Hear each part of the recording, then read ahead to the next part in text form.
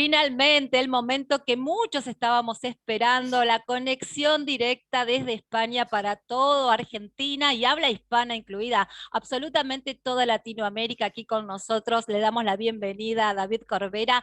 Él es el director del Instituto de Corbera Institute y hay un nombre que lo tiene así como en inglés y a ver si me sale, Institute of Emotion. Me encanta decirlo. Le voy a dar la bienvenida a él con tanto cariño y todos los estábamos realmente aguardando, pero sobre todo, David, muchas personas, muchos terapeutas también. Yo entiendo que la gente en general está muy expectantes, pero también muchos terapeutas me han escrito y están muy contentos de tu participación en el día de hoy. Bienvenido. Bueno, muchísimas gracias, Lorena. Un placer, bueno, primero volver a verte, que se echa de menos Argentina, y un placer poder compartir este espacio contigo. Y nada, esto para, como bien dices, para los terapeutas y para toda la gente interesada en escuchar estas ideas y sobre todo por transmitir cualquier tipo de mensaje que ayude pues, a mejorar el bienestar de las personas y ayudar en todo lo que se pueda. Sin dudas que sí, así será. Es muy interesante volver a conectarnos de este modo. Sé que desde el instituto han sido pioneros también y se han anticipado a lo que fue después en lo que hemos vivido de manera extraordinaria, ¿no? Todo este tiempo de encierro, de Sí, confinamiento, de cuarentena y sí. demás. Pero el instituto estaba tan bien formado desde allí, desde esas bases de impartir todo esto, este método de manera online que quizás fue un poco ponerse a tono nada más, pero seguir vinculándose con un montón de personas que estaban sumamente atentos a seguir tomando estas herramientas. Sí, por supuesto. De hecho, bueno, ya es un mensaje que también decimos mucho, ¿no? Que toda crisis en realidad es un, bueno, siempre se esconde una oportunidad de Sí. crecimiento. Y de hecho el tema de la formación online, del modelo virtual, era algo que veníamos potenciando ya desde años atrás. Porque si bien la presencialidad, como decíamos, tiene un punto de, ¿no? de emocionalidad, ¿no? De lo físico que es difícil de transmitir en un entorno virtual, en un campus virtual, sí que es verdad que la formación online te da muchas ventajas a nivel pedagógico, muchas ventajas que sobre todo recibe el alumno a nivel de Claro. seguimiento, a nivel de evaluación y a nivel de, en nuestro caso, aprender una metodología que no hay punto de comparación con lo presencial, ¿no? En términos de aprendizaje se refiere, es una formación que es mucho más potente. Y a raíz de la pandemia, pues por supuesto, porque no nos ha quedado otra, ¿no? Claro. Hemos apostado al máximo por este modelo formativo y la verdad es que estamos teniendo grandes resultados y bueno, esperemos que siga así. Claro que sí, así será. De hecho, dentro de ese momento extraordinario que todos vivimos, ahí Sí, se puso en marcha esto de Instituto of Emotion, ¿no? Instituto de la sí, Emoción, dentro de exacto, ese contexto, y sin embargo no se detuvo, así que fueron por más.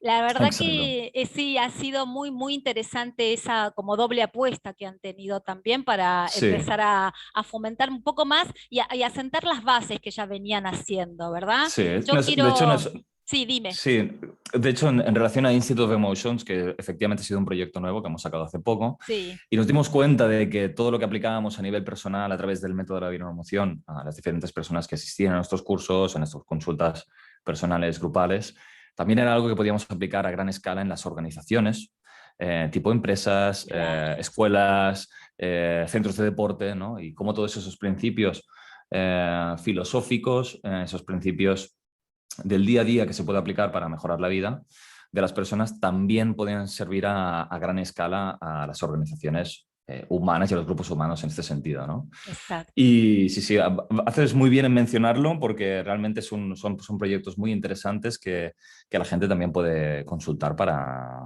si es de su interés. Sí, fíjate que uno por ahí, siempre que se siente seducido con incorporar estas ideas y este Mm, método, lo ve de manera individual, pero fíjate sí. cómo también las instituciones pueden Ujú. incorporar y cada vez van dando pasos más conscientes sobre esto. Realmente es una mirada sumamente abarcativa y holística y escapa Ujú. incluso a esto que por ahí nosotros teníamos como un producto desde la terapia complementaria y ya Sí. escapa a eso, ¿verdad? Sí, de hecho hay muchos líderes de empresas, ¿no? Jefes de departamento que se interesan por esta formación, por digamos, tener a sus trabajadores pues, en un entorno más adecuado, más Sí, equilibrado a nivel emocional y para que gocen de más bienestar, pero nosotros siempre le damos la vuelta al asunto y sobre todo les decimos que ese tipo de formación y este tipo de cursos es sobre todo para ellos, porque claro. en última instancia y desde una perspectiva sistémica, la organización no deja de ser un reflejo de la estructura psíquica de la persona que la lleva, ¿no? Y al final los conflictos que se puedan dar entre el líder y sus trabajadores y los trabajadores entre ellos vienen a reproducir sobre todo a gran escala los conflictos que puede tener la persona en su vida personal, ¿no? Entonces, cuando Sí. hacemos este tipo de extrapolación, ¿no? Y esta visión holística, realmente la gente lo agradece muchísimo porque a través del crecimiento de su equipo viene el crecimiento personal de la persona que inicialmente estaba interesada, ¿no? ¿Sabes qué me Entonces, sugiere esto, David? Que por primera vez en muchos años sí. las instituciones a las que hemos pertenecido, quizás en otra versión anterior, en la mía o en la tuya, y tanto de Mm. las personas que nos escuchan, siempre hemos visto como el recurso humano solamente como un titulito dentro de una Exacto. oficina y que Sí. nada tenía de humano y Nada. nada tenía de recurso, ¿verdad? Sí. Sí. Es una pena, pero realmente el paradigma al cual queremos llevar a todas las personas, especialmente a la gente de la cual depende, ¿no? El bienestar de Mm, la organización, mm, es que no se puede mejorar el bienestar de la organización si esa persona de la cual recae esa responsabilidad no está dispuesta también a mejorar su vida personal y profesional, es decir, a sí, cuestionarse desde dentro, ¿no? Porque sí. eh, es parte de la organización. No se trata de que las otras personas pues, mejoren su vida, sino que yo también me involucre en ese proceso y entienda que no va separado. Sin dudas. Le recuerdo a todos que estamos conversando con David Corbera, él es licenciado en psicología, es máster en neuropsicología y actualmente director de la academia, de académico del Instituto Sí. Corbera y bueno, justamente coautor también de un libro muy interesante que ya vamos a compartir también la tapa de bioneuroemoción, ¿no? Un método para el bienestar y vaya si lo es, ¿eh? Para el bienestar, claramente. Dime, David, ¿cómo ha sido la cúspide en el sentido, no, el podio, primer, segundo y tercer puesto en cuanto al requerimiento de las personas en este tiempo extraordinario que hemos vivido, en cuanto a decir, mira, necesito resolver vínculos, el tema de desarrollo tal vez profesional? ¿Existe como una especie de podio?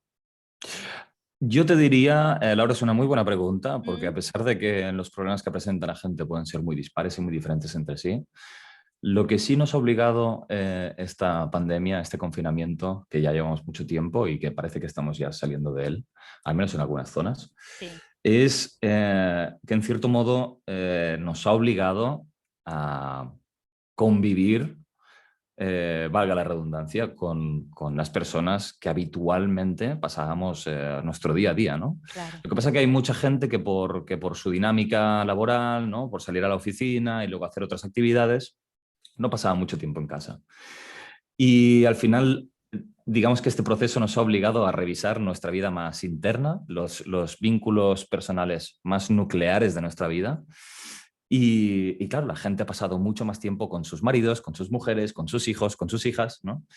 Y se han despertado un montón de conflictos que Ya lo parecía que creo. no estaban ahí por eso, ¿no? Por no pasar tanto tiempo con esas personas. Entonces, esto es algo que en última instancia es un regalo, porque nos obliga a revisar el tipo de vida que llevamos hasta ahora y que quizá por la dinámica, ¿no? Y por el movimiento constante que tenemos de nuestro ritmo de vida, vamos obviando y vamos echando la vista a un lado sin querer revisar esos temas, ¿no? Entonces, Mm, como la gente se ha visto en la obligación de volver a estar allí, en esos eventos, en esos espacios familiares, pues sin duda se han despertado un montón de conflictos claro. interpersonales a nivel de relación de pareja, sobre todo, esa ha sido una de las consultas principales, pero también relaciones con los hijos, con las hijas y todo lo que se mueve en ese entorno. Ese ha sido el principal, la principal área de dificultad, te diría yo, Claro. Lorena. Y dime, David, pero ¿cuántos han podido ver esto como un regalo realmente? Porque claramente al principio es un conflicto, ¿no? Por Y, supuesto. y, y bueno, pero digo, después quizás la resolución haga o haga que la persona interprete como realmente un regalo, pero en el momento, caray, no En el quiero, momento, sí, sí, en el momento duele un montón. claro, En el momento en que tienes que enfrentarte de cara a todas aquellas cuestiones que llevas mucho tiempo obviando, como te decía, por el ritmo de vida, pues siempre, siempre es un reto, por sin supuesto. dudas. Lo que pasa que ha habido de todo, ha habido la gente que realmente ha sido un acontecimiento la pandemia que lo ha terminado pues eso, ¿no? De destruir del todo, porque de ahí que haya tantos índices de alcoholismo, Ujú. hayan subido los trastornos de ansiedad, de depresión, todos esos índices han subido un poco por este tipo de cuestiones, ¿no? Y por este tipo de factores. Ahora bien, nosotros siempre invitamos a eso, ¿no? A entender cada conflicto, cada problemática, cada situación de estrés como una oportunidad de crecimiento. Y el secreto en este caso del crecimiento está precisamente en la otra persona que tanto estrés te genera, ¿no? Y Claro. entender que puedes aprender de ella, de su conducta y de todo lo que te refleja, ¿no? Claro. Porque al final no es Justamente, casualidad. Dime, dime, te sí, escucho. digo, porque me quiero detener en esta palabra que utilizaste, que ha estado Sí, tan vinculada en este tiempo como el estrés, que todos sí, le hemos cargado una carga negativa, sí. extrema a ello, pero en realidad, ¿qué puede resultar de beneficioso? Sí, el estrés es verdad que ha tenido una etiqueta negativa Mm, durante muchísimo tiempo, es sí, verdad, sí, y la sigue teniendo porque hay que hacer es importante hacer una distinción con respecto al concepto de estrés. El estrés per se no es algo negativo. claro. Lo que te diría yo que es negativo es sostener una situación que nos resulta estresante durante demasiado tiempo. El estrés crónico es el patológico y es el negativo, y es el que afecta a nuestro cuerpo y a nuestra salud y a nuestro equilibrio interno. Ahora bien, un nivel de estrés moderado, más puntual o más agudo, Mm, es algo que nos resulta estimulante y que provoca un crecimiento en muchos sentidos para nosotros. claro. Solo hay que ver pues, una persona que realmente tiene pues cero nivel de estrés, por ejemplo, en su trabajo, y una persona que su actividad laboral, pues sí que le supone un reto de vez en cuando. De hecho, el otro día leía una empresa que tenía como norma para todos sus trabajadores ponerse cada semana una tarea que les supusiera un reto. Mira, Y tiene mucho que ver con esto. Es claro. decir, que tú no tienes, o sea, si realmente no hay nada estresante para ti, tiendes al estancamiento y a la monotonía en la vida, ¿no? Sí. Y ese tipo de actitud se tiene que extrapolar en cualquier ámbito de nuestra vida.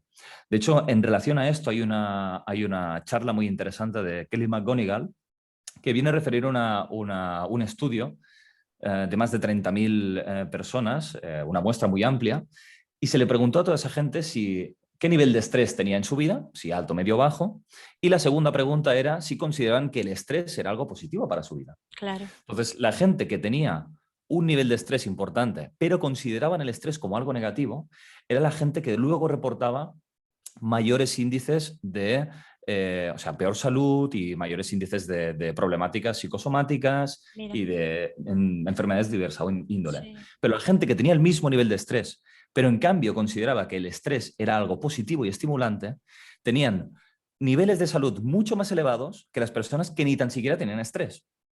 mira, Es decir, que la percepción que tenemos sobre el estrés es fundamental y cambia la respuesta biológica que tenemos frente al estrés. Y en claro. lugar de tener tensión corporal, ¿no? y sentir, digamos, todas esas sensaciones de taquicardia y demás que tenemos asociadas al estrés, cuando tenemos ese tipo de mentalidad, la respuesta fisiológica se asemeja más a lo que podríamos llamar coraje digamos, o alegría, ¿no? Claro. Y eso es mucho más beneficioso en cualquier cosa que tengamos que enfrentar en nuestra vida, por supuesto. Claramente es una muy buena oportunidad de resignificar, ¿no? Porque a veces Exacto. yo a veces digo, ¿de qué hablamos cuando hablamos? O acá en la Argentina se dice, hablamos sin saber", ¿no? Porque suele Lo suceder. hacemos todos, ¿eh? Yo lo atribuyo al porteño, tal vez, o bueno, a la persona por allí. No, eso en España también pasa.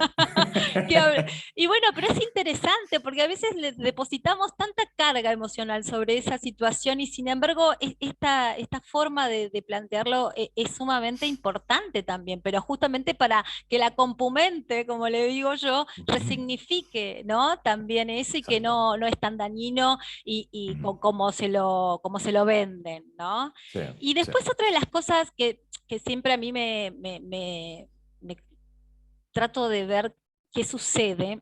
Yo a veces digo Ujú. que con este tipo de cosas no podemos hacer previsión, David. Que realmente a veces pareciera que cuando vamos viendo que para generar el orden, realmente hay Ujú. que pasar por el caos. Ujú. Entonces digo, no puedo ser una persona que prevé la situación. Ah, ya tengo No. todo, ya tengo estos conceptos, ya tengo este método, pero sin embargo pareciera que el caos, ¿no? Es como algo que emerge, como para Sí. empezar a entender desde dónde puedo yo aplicar esto. Sí, de hecho, Lorena, lo explicas muy bien porque el caos, creo que hay una de las epidemias que también nos acompañan en estos días es la cantidad de personas, digamos, la tendencia humana a querer controlar Mm, todo lo que sucede en nuestro entorno, ¿no? Y querer tener muy bien ubicado dónde está cada cosa, tener muy bien controlado, pues, claro. ¿no? Nuestras tareas, nuestro trabajo, Sí, el entorno familiar, las relaciones, lo que hacen nuestros hijos, lo que hace, o sea, y tenerlo todo muy bien ubicado y bien controlado. Y esto, mal que nos pese, es imposible de hacer. Y yo te diría que la gente, cuanto más tendencia tiene a querer controlarlo todo, más le afecta luego el caos, ¿no? Más le afecta el desorden, claro, precisamente por su pretensión a querer controlarlo, ¿no? claro. Entonces, una buena forma de querer, de no dejar que ese caos, que ese desorden inevitable afecte mucho a nuestras vidas, es reducir un poco esa sensación de control que en cierta medida tenemos todos, ¿no? Mm, Y aceptar que la vida siempre nos va a traer sorpresas, que nosotros podemos tener unos objetivos, un propósito y querer ir hacia una dirección, pero que esa dirección y ese propósito quizá no es el que mejor nos conviene, que quizá hay otros caminos que sean más convenientes para nosotros, que no el que mm, nosotros tenemos como expectativas, ¿no? El abandono de nuestras expectativas y de todo lo que conlleva lo que consideramos que es mejor para nosotros, eso hay que dejarlo a un lado mm, y dejarse un poco, entregarse un poco a lo que la vida nos depara, ¿no? Y a partir de ahí, como no podemos controlar lo que sucede, lo único que podemos controlar es cómo nos afecta aquello que nos encontramos, ¿no? Siempre tenemos la oportunidad de poder reinterpretar lo que decíamos anteriormente, sí. qué es lo que nos pasa en la vida, ¿no? Pero por supuesto el control es algo que tenemos que abandonar y dejar que simplemente la vida nos sorprenda con lo que nos trae. En relación a esto, hay una cantidad de personas, y vinculándolo con tu primera pregunta que me Sí. decías, ¿no? Lo que la gente suele venir a consultar Mm, en nuestras sesiones y demás. Tenemos una gran cantidad de personas que pues, llegan a los 40, 45 años, ¿no? Vienen a nuestras sesiones y nos vienen a transmitir que tienen la vida patas para arriba, ¿no? Que están en pleno caos, en pleno desorden. claro. Y ahí es donde viene la magia de poder cambiar la percepción y ver eso como una oportunidad de crecimiento. Y esto es algo que Jung explicaba muy bien en su proceso de individuación de la crisis de la mediana edad, ¿no? Que llega Sí. un punto en el que hemos construido un estilo de vida, hemos construido unas estructuras en nuestro día a día, ¿no? Un sistema familiar, un ritmo de vida, pero que están muy lejos de realmente nuestra verdadera identidad y nuestros verdaderos deseos y anhelos. Todas las personas se van alejando de sí mismas Sí. a medida que va pasando el tiempo. Y la vida llega un buen día, ¿no? Y se carga todo lo que hemos construido, ¿no? Aparecen los divorcios, aparecen los despidos, entramos en bancarrota, pasan todos esos desastres, más o menos suelen pasar en esa edad, ¿no? Y yo siempre trato de pensar y de hacer pensar a la gente que ese tipo de eventos en el fondo vienen a ayudarnos y a dejar de engañarnos con llevar un tipo de vida que no va con nuestro corazón y con nuestra esencia, ¿no? Sin Y que duda. la vida hace un acto de amor, aunque duela, muy profundo, quitándonos todos esos tipos de relaciones, de ambientes tóxicos, estresantes, que en realidad no van con nosotros para empezar a construir un tipo de vida diferente. Y esa es la magia del caos, poder construir algo nuevo de todo lo que había, ¿no? Ya lo creo. Me quedo pensando, ¿cómo puedo ver magia en el caos? Madre Claro. mía, ¿cómo me Ese es, puedo? Por eso digo, no puedo ser previsor. Y claramente cuando no, digo esto es justamente que escondo. No lo puedo sí. controlar, Yo David. creo que hay una premisa básica que es asumir que la persona llevaba mucho tiempo engañándose. La persona que realmente le duele el caos y le duele el desorden, tiene que hacer un acto de sinceridad y saber que llevaba mucho tiempo engañándose en ciertas facetas de su vida, Sí, o sobre todo en las facetas donde el caos ha aparecido, ¿no? sí, Y sí, esto ha pasado mucho en la pandemia. sí. Dices, ostras, ahora mi vida familiar está al traste, discuto cada día con mi mujer, no me llevo bien con mis hijos, no soporto a mi suegra que también la tengo cada día en casa. Bueno, ¿qué tipo de vida habías construido que realmente hacías como que no existía, ¿no? Y ahora te toca Claro. enfrentarte a ella. Entonces, ahí es donde aparecen el gran trabajo interno que queremos acompañar a las personas a poder hacerlo, ¿no? Con todas Mira, esas herramientas. y allí se puede observar como el hombre en su como completo, como no verlo fragmentado, porque me da la sensación que a veces no logramos esa completud, si es que Ujú. existe el término, ¿bien? Sí. Porque digo, fragmentado en el sentido, trabajo de esto y Ujú. tengo una característica para llevarlo adelante. Después en el plano íntimo, en el plano familiar, intrafamiliar, lo que sea, yo percibo que a veces Ujú. estamos tan fragmentados y nos creemos tanto ese Ujú. modelito que justamente el caos nos viene a barrer con todo y por eso es un vendaval, por eso Exacto. claramente se destruye todos esos ámbitos a veces, porque no tenemos una coherencia de Ujú. acción en todos los Ujú. ámbitos. Yo no digo que que voy a ser igual que en mi casa, en el seno íntimo, en el trabajo y demás, pero a veces está tan fragmentado todo que realmente ahí es cuando el caos termina de ser Sí, realmente un verdadero desastre. totalmente, Lorena. Yo creo que el bienestar y la salud de la persona no depende de la coherencia Mm, en un solo ámbito, como puede ser el trabajo, mm, sino que tiene que estar en todas partes. Y esto no lo puede, o sea, no lo puede negar nadie. Tú claro. tienes un problema en casa y no vas igual al trabajo. O sea, es imposible separar una cosa de otra.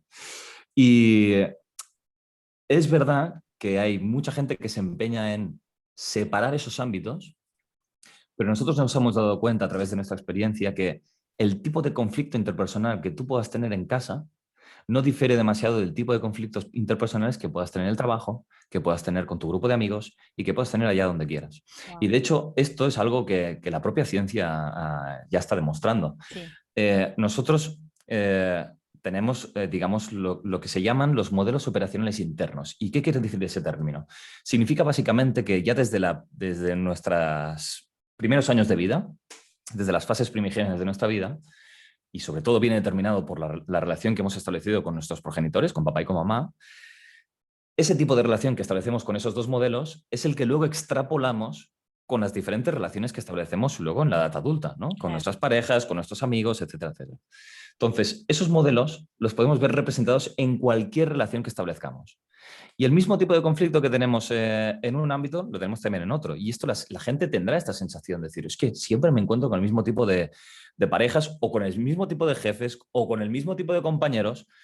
Y no es casualidad, porque al final lo que está Claro. determinando la experiencia que tú tienes de esa relación son esos modelos internos, son esas estructuras inconscientes internas que tenemos que tomar conciencia de ellas para luego poder cambiarlas, ¿no? Mm, Y precisamente la vida hace ese esfuerzo de traernos una y otra vez experiencias parecidas para que cuestionemos de una vez por todas nuestra percepción y entendamos que hay un aprendizaje implícito en esas relaciones. Y esas relaciones exigen un cambio interno. En la medida en que nosotros nos empeñamos en señalar al otro como la causa de nuestros problemas y que realmente teníamos que apartar a esa pareja o ese compañero o a ese jefe de nuestras vidas para poder estar bien, en esa misma medida no podremos aprender y no podemos crecer. Y la claro. propuesta de la emoción básicamente es esa. Enfrente de esas relaciones, enfrente de esos conflictos, revisa tu posicionamiento, revisa cuáles son tus conductas, cuáles son tu rol habitual que sueles desempeñar en esas relaciones. Y a partir de aquí seguro que vas a poder aprender mucho de lo que representa la otra persona, porque siempre proyectamos los juicios en la otra persona y percibimos en ellos aquello que no queremos hacer nosotros o que queremos desempeñar nosotros, ¿no? Claro. Entonces, los enemigos de nuestra vida se convierten así en los principales, digamos, aprendizajes, ¿no? Son los estandartes principales para nosotros poder crecer, ¿no? Sí, sí. ¿Hasta qué punto que no lleguemos realmente de fondo? Eso, esa figurita fea del álbum que digo yo, que se repite constantemente, Exacto, se va a seguir repitiendo, porque es eso probable es, que cambie de jefe, que cambie de pareja, pero si no cambia la actitud, la exacto. situación va a ser la misma. El conflicto va a ser el mismo, Exacto, exactamente, el conflicto es exactamente. el mismo. Y tú has Sí, mencionado el tema de lo cuando éramos, como somos pequeños, pero ¿qué sí. sucede en la influencia del ambiente emocional previo en el embarazo y durante la gestación? ¿También es una información que llega? Por supuesto. Esto también son bueno, ámbitos de investigación más novedosos, Sí, pero sí que se sabe, hay una disciplina muy concreta que estudia todo lo que es el vínculo materno durante el embarazo, e incluso previo al embarazo, en los momentos de la concepción, que se llama la programación fetal. Y se ha demostrado que eh, digamos, todos los estados emocionales por los cuales puede transitar la madre, pues, por supuesto generan una serie de reacciones hormonales que afectan en mayor o menor medida al desarrollo del feto. Esto cuando lo digo, hay madres ¿no? que se mm, tiran de los pelos, que se ponen muy nerviosas y que se sienten muy culpables y nada más lejos de realidad. Porque yo quiero hacer una puntualización en esto, porque lo he visto sufrir muy de cerca. sí, Y una madre tiene que estar tranquila en todo ese proceso, porque es normal y natural experimentar cualquier tipo de emoción y sensación durante un proceso de embarazo. claro. Es normal tener miedos, es normal tener inseguridades, es normal tener momentos de tristeza, de alegría y todo el repertorio emocional, porque precisamente gracias a tener todo el repertorio emocional, todo eso se puede transmitir al feto, ¿no?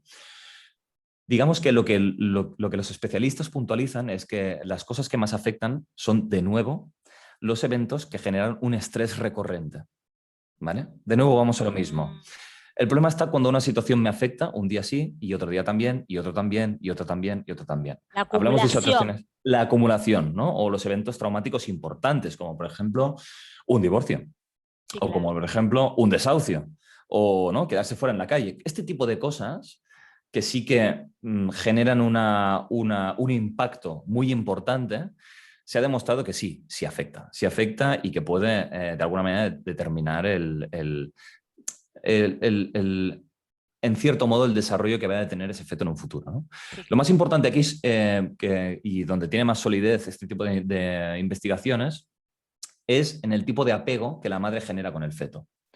Y se sabe que de ese tipo de apego, ¿no? Ese vínculo materno que hay entre madre e hijo ya, desde el momento en que está en la barriga, va a determinar también el tipo de apego que vaya a establecer la madre con el hijo o la hija cuando esté fuera del vientre, ¿vale?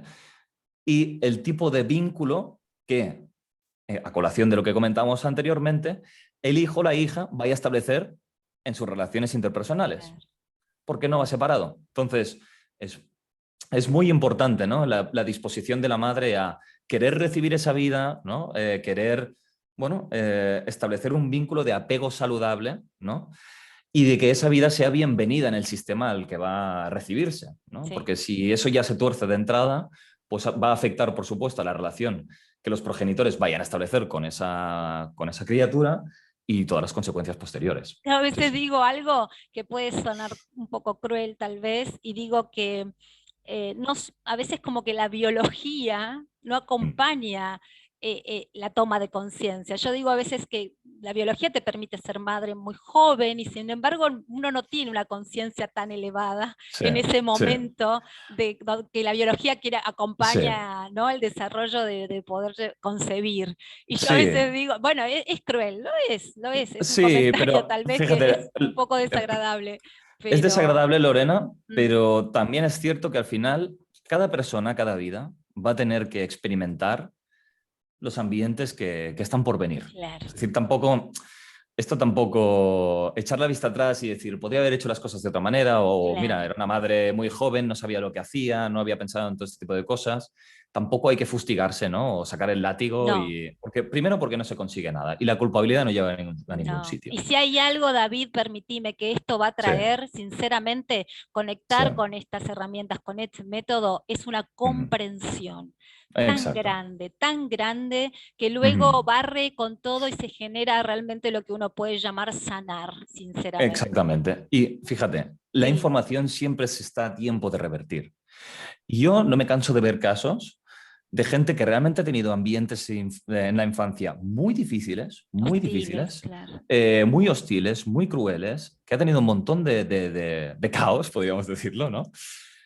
Y que eso realmente les ha permitido ser personas de referencia cuando han sido adultas. Y aquí cabe ya la pregunta que podemos decir incluso filosófica, ¿no? ¿Qué es bueno, qué es malo, Claro, qué es adecuado, qué es inadecuado para nuestros hijos? Lo que está claro es que lo que sucede, sucede, lo que pasó, pasó, y lo importante es poder echar la vista atrás, cada uno de nosotros, en la infancia que hemos tenido, y en lugar de juzgar o de estar resentidos por el tipo de infancia que hemos vivido, entender de qué nos sirve el tipo de experiencias que hemos tenido, por muy traumáticas que sean, porque detrás de ese trauma realmente pueden surgir de nuestras heridas aquellos dones que podemos ofrecer al mundo. Yo te voy a poner un ejemplo muy tonto, ¿vale? Que tiene que ver conmigo, pero para que se entienda lo que estamos hablando. Eh, y para nada, yo no me considero que haya vivido en un ambiente realmente perjudicial, pero claro, tampoco hay que hablar de grandes traumas en esta vida porque todos hemos vivido los nuestros, ¿no? sin dudas. Y cada uno ha tenido sus impactos emocionales. Yo, por ejemplo, en mi casa, por las relaciones que fuera, no tuve un ambiente en el que pudiera expresarme y comunicarme. ¿Sí? Porque había otras personas, otros miembros de la familia que ocupaban ese espacio Ujú. y yo no me sentía con el derecho de tener esa capacidad de expresión y ese espacio emocional. Pues de ahí yo he podido sacar lo que a día de hoy considero quizá una de mis virtudes, que es la capacidad de comunicar, de poder dar clase, de poder transmitir mis experiencias y mis mensajes y que eso puede ayudar a la gente, ¿no? Sin duda. Entonces, ¿qué es bueno y qué es malo? Porque de las cosas que realmente nos han, ¿no? han aparecido nuestras heridas y nuestros traumas, de ahí pueden hacer algo que realmente nosotras solamente podemos aportar al mundo porque hemos tocado a fondo en ese aspecto concreto de nuestra personalidad, ¿no? Tal cual, tal Entonces, cual. ese es un mensaje para las madres importantísimo, que Qué dejen maravilla, qué suerte, qué de bueno, culparse. sobre todo para las latinoamericanas, que, Sí, sí, ¿no? sí. Que tienen como un factor así especial con el tema de la maternidad. Sí, Quiero sí, sí. recordar a todos que el magazine entero va a estar dedicado a la visita que tenemos en el día de hoy. Él es el chico de tapa, ¿eh? Acá está en la tapa del magazine holístico del día Muchas, de hoy, está David Corbera con nosotros. muchas Vamos a gracias. hacer un pequeño corte, vamos a tener mucho más, vamos a tener la presentación. Quiero que vean la tapa del libro de David